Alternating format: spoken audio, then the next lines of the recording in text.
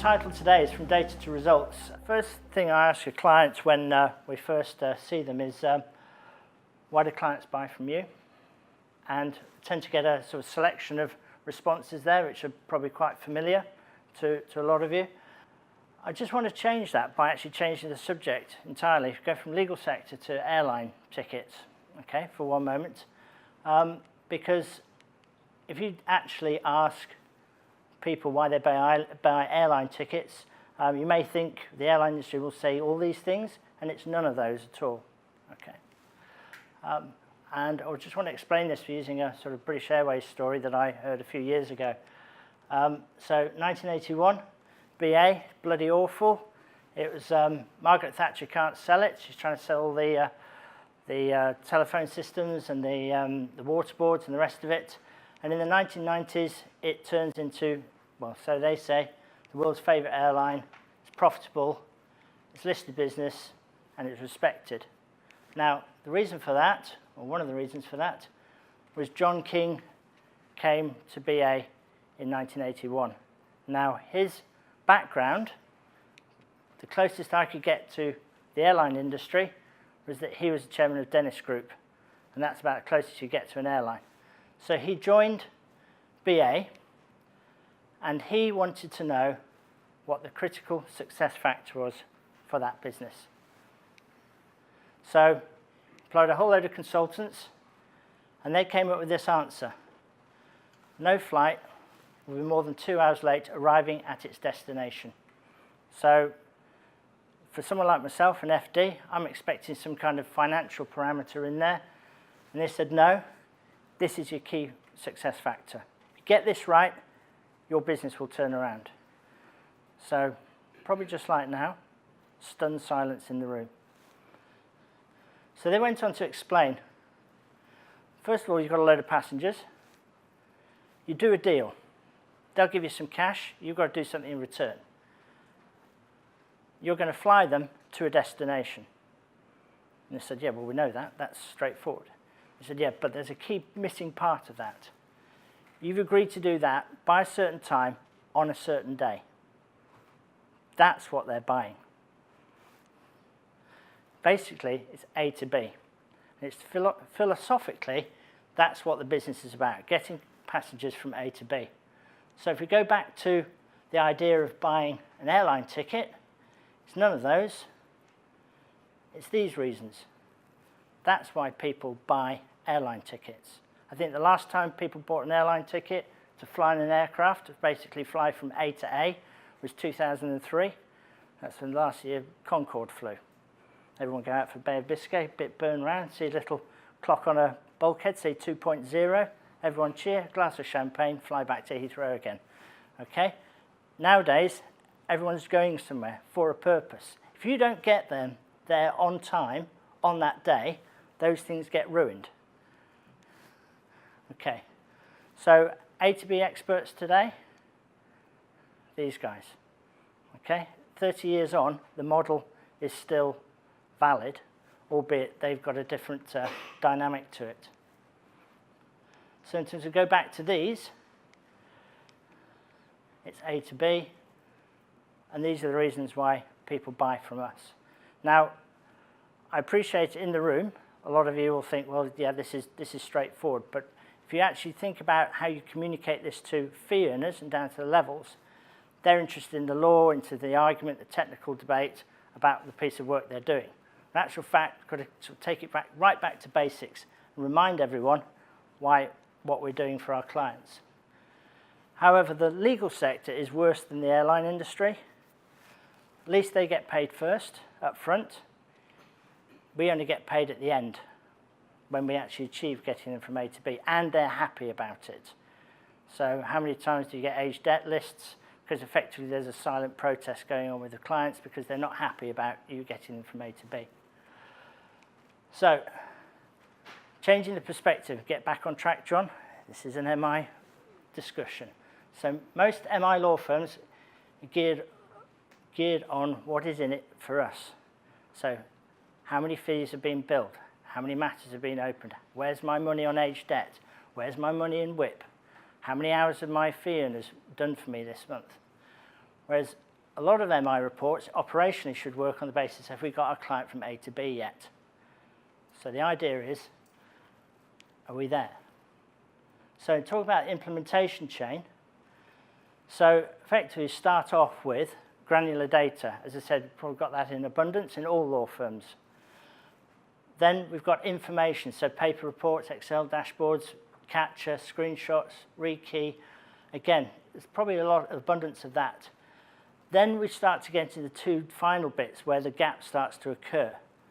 First of all is in terms of understanding what that information is giving us and using it to actually identify what is outside the norm rather than deal with what is the norm.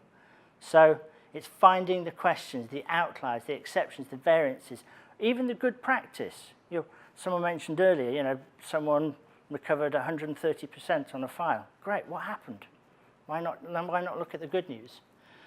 And then effectively use price.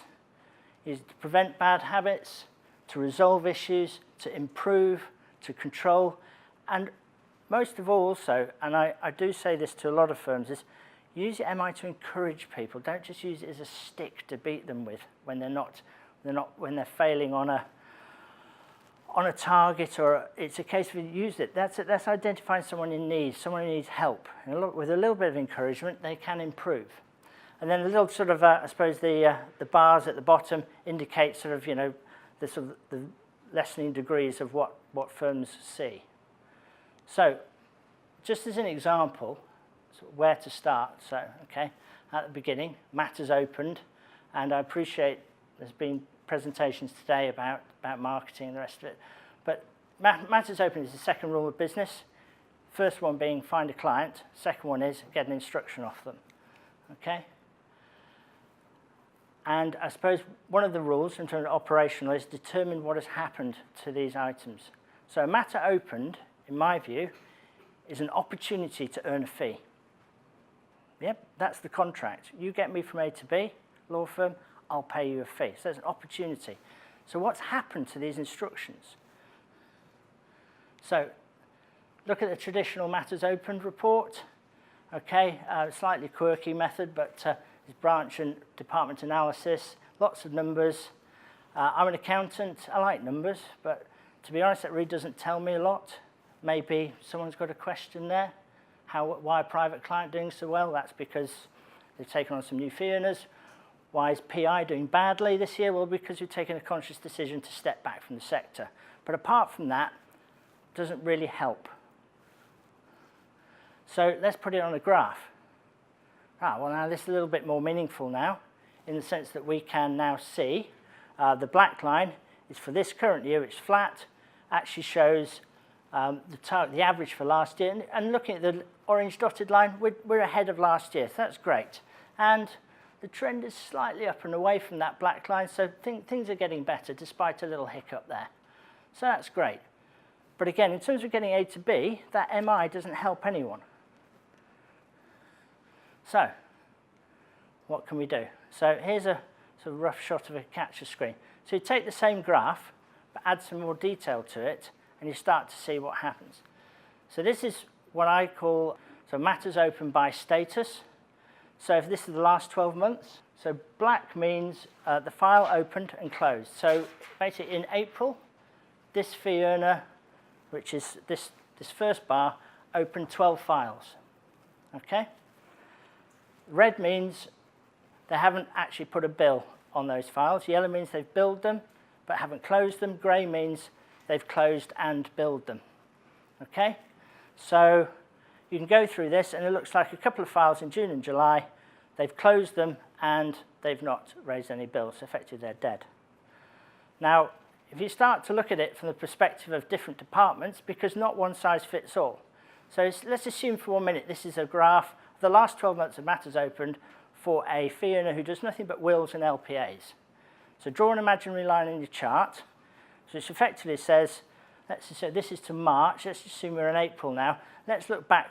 We'll give you March to tidy up. Everything to the left of that line, that purple line, well, wills and LPA should be a quick turnaround, just a few weeks. Would you agree? Yeah. So it's a case of they should all be now grey or black. Ideally, very minimal grey. very minimal black. They should all be grey. Should have been billed and closed off. So the question would be, why have we got so much yellow?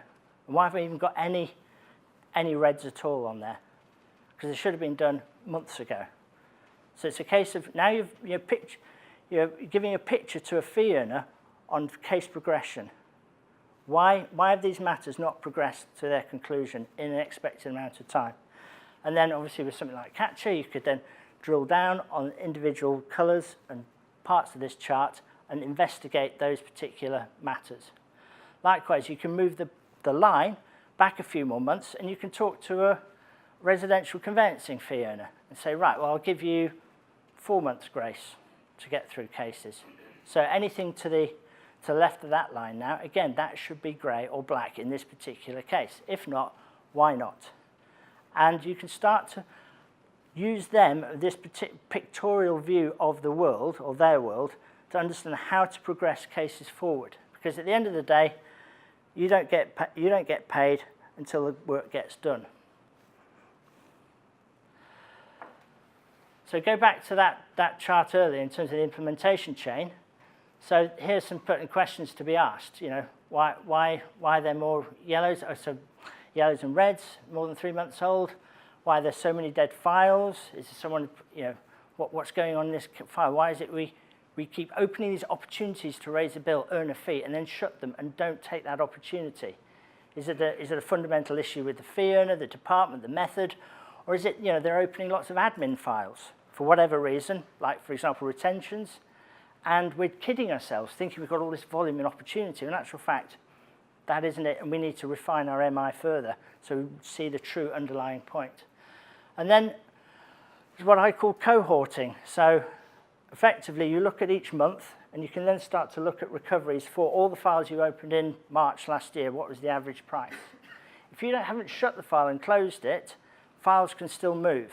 So really, you want to be able to shut files to be able to then say, right, that data is now static, and it can be relied upon in terms of trending information. And then it's a case of what is the lifestyle taking. Again, so you can change it from a financial to a time period as well. So on average, all these files that were closed in March last year, how long did it take for us to close those cases from initial file opening to final bill? And then you can see over the months whether that trend is moving one way or another, especially if you are trying to implement something in the department. So you're making an effort to close the time taken, or you've put a new pricing structure in, and you should be starting to see that as a reflection in your pricing going up. But again, another point here, action. So one of them was, it was an LPA and wills department that had lots of yellow. So we investigated that. Don't really understand why you've got all these files still open.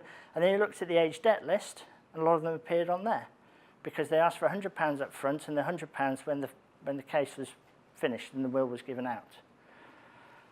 So they send the will out for approval, and the client goes, thank you very much, copy paste into Word, sign it, put it in the drawer. That's it, I've got a will for half price, 100 quid. I don't have to go back to the firm anymore. So it's a case of, right, prevent that, charge £200, full price up front, then the client, you'll get paid, everything up front. And it cut the yellow out completely. Likewise, changed the bonus scheme. So again, what's happened is a lot of bonus schemes are based on fees billed, and obviously a lot of people cotton onto the idea that includes collected, please, not just what you bill.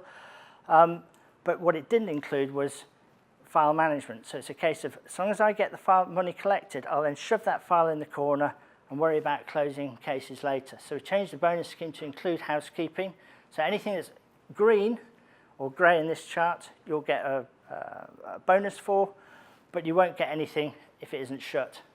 And effectively also abortive file opening. As I said earlier, there are cases where there's a lot of admin going on, and maybe there are genuine reasons you have to open the case, but they have to come up with a way of flagging them so they don't get into the main file opening cohort and an MI measurement. Anyone use the pipeline? Call it their pipeline, their business? A lot of people say the pipeline start to finish. Oops, sorry, go back. Right, so Measure input, matters open, maybe leakages, so in terms of hours written off, credit notes, that sort of thing. And then measure output in terms of fees billed and cash received. Okay? How many people measure actually on this basis? Did the pipeline deliver the expected quantity on time? If I fed in to the pipeline 100 wills and LPAs in month 1, did 100 come out by month 2? Simple as that. Did they actually appear? If you put them in, they should come out at the other end within a month. If not, there's a question. And you have to get on with understanding what that is. Now, that's a simplistic way of doing it, but if you put targets and processes in, and Graham was talking about it earlier, talking about the budgeting, but there's a variation of that in terms of saying, well, here's a process for a type of work, and it should take X number of weeks per step of that process. Then you can check that pressure in the pipeline is right and the cases are progressing, and then exception report where those cases are lagging behind the timetable, sometimes for genuine reasons, sometimes beyond the power of the fee earner, and sometimes it needs more senior people to step in and help, or it's a sign of fee earners not coping. And again, it's not about badgering or actually having a go at fee earners. A lot of the time it's about support and understanding where pressure is occurring. So, if again, as a non-legal sector person walking into the sector, if I walked into 10 firms, I'd probably suspect eight or nine of them would say fees billed was their #1 KPI. For these reasons, it's cash flow critical. You know, it's an indicator. Okay, it's billing, it's not collections, but it's an indicator of what cash you should expect into the business. It's an incentive to fee earners. You know, it's the one thing that they understand. You know, it's something they feel they can control. And actually, the bottom one on the left, I don't know about any of you here, but you know, the banks, it's something they understand. They don't understand everything about the legal sector. But I have an argument against those, and that is billing is a consequential action. Okay? You go back to the point that if you haven't got the client from A to B, you can't bill it. Okay? So if you've sorted out everything else in the process earlier, then the billing will, to some extent, take care of itself. It's too late as a measure. So if you're asking someone, what are you going to bill next month? And there's nothing in the tank, it's too late. You should have actually sorted out early and pushed the work forward. And it does skew fee earner behavior. So what it is, if I've got 10 files, okay, and I've got 8 easy ones and 2 difficult ones, what am I going to focus on this month? Because I've got a target to I'm going to go for the eight easy ones, and the 2 collecting dust are going to collect another month's worth of dust. I'm going to shove them into the corner. And it doesn't signify progress in terms of the 2 individual clients. As a fee earner, as a bucket of work, great, they're hitting their targets. But if you're leaving clients behind, then there's an issue there. It's what I call as a non-actionable KPI. As I said, there's nothing you can do about it. The action is about what's going on in the work in progress tank. Have you opened enough matters to keep the pressure in the pipeline high? And are you actually then pushing those matters forward? Okay, and without that, then the fee billing is just going to be a consequence of that, how well you do that at the end. And to some extent, it hides inefficiency. On that point I was saying a minute ago about 8 to 10 cases. So, effectively, work out what your critical success factor is. Okay, it's one thing, it's the spine of everything else you do, and off that hangs all the work. You've got to push the caseloads from A to B. So again, it's getting fee earners to understand that yes, they have targets about time recording, they have targets about write-offs, they have targets about billing and cash collections. They should also have targets about how well successfully they've looked after your clients. So in terms of targets and expectations, look for delivery. It's delivery at case stages. So again, I work with a lot of PI firms that do clin-neg, and a lot of clin-neggers would argue that it's very hard to measure and control. Well, no, there are finite steps within clin-neg cases that you have to achieve to be able to even get to a letter of claim. Well, set an expectation and see how well they're doing. Where the exceptions are highlighted, investigate. or give the power and the tools, if you're all Katchr clients, give the power to the fee earners to see that and help investigate themselves. And then I say use cohorts, so maybe a certain month of openings and compare from one month to the next to spot trends. I went to a firm a couple of years ago, another PI firm, where if you actually look back at the cohorts, the value per case is dropping and the time to settle was increasing. So the graphs were going in the wrong directions in both sides of it. They didn't actually spot that because they're just working on an assumption of what happened in the last 2 years is what's going to happen in the future, rather than look at what's going on more recently. And the last thing is MI and KPIs should raise questions, okay, that we quantify, targeted, and answered. So again, it's not anecdotal, it's factual. You should be able to raise the question and say, that doesn't look right. As I said, sometimes it could be it looks really good. And if that's a genuine good, I want to know about it because I want to try and replicate it or try and get more people to do it more often. Can't do it all the time necessarily. And if it's poor, get people to work, to get people assistance and help on it. And I suppose my last thing I will say with this is KPIs and RSs should raise questions rather than give you answers. Okay, that's what you're looking for. Pertinent questions to the pertinent people to get you performance results into the future. Okay, thank you.